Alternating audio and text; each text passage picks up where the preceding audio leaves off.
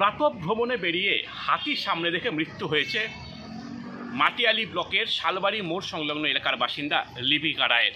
আর এই ঘটনায় কিন্তু ওই এলাকায় একটা ব্যাপক ক্ষোভের সঞ্চার হয়েছে। ডুয়ার্সের হাতির আগমন নিত্য নৈমিত্তিক ঘটনা, মাঝে মধ্যেই লোকালয়ে হাতি হানা দেয়। তবে গতকাল যে ঘটনা ঘটে গেছে সেটা মর্মান্তিক। প্রাতঃ ভ্রমণে বেরিয়েছিলেন লিপিকা রায়, তিনি বুঝতেও পারেননি সামনে চলে আসবে হাতি, এবং হাতি দেখে তিনি সেখানে অজ্ঞান হয়ে যান। স্থানীয়রা তাকে উদ্ধার করে প্রথমে নিয়ে যায় মঙ্গলবাড়ি হাসপাতালে এবং তারপরে মাল সুপার স্পেশালিটি হাসপাতালে নিয়ে যাওয়া হয় এবং সেখানেই মৃত্যু হয় লিপিকা রায়।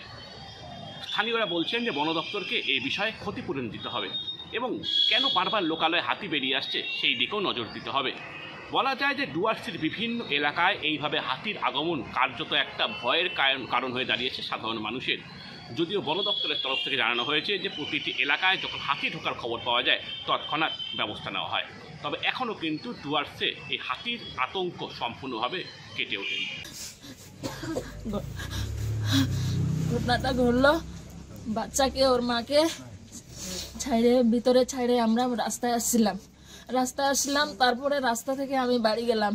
বাড়ি যাওয়ার পরে উনি বললো যে মা আমাদেরকে দরজা লাগাই দিছিস, আমরা না হাঁটতে যাব। তারপরে দরজা খুলে দিলাম, ও হাঁটতে যাওয়ার জন্য বাইর হলো, সামনাসামনি হাতি, তারপরে ও বেহেস্ট পড়ে গেল।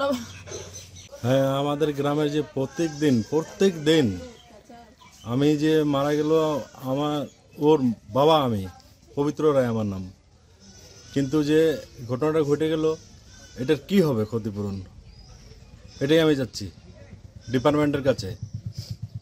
বাস। জলপাইগুড়ি থেকে কৌস্তব ভৌমিক, কলকাতা থেকে।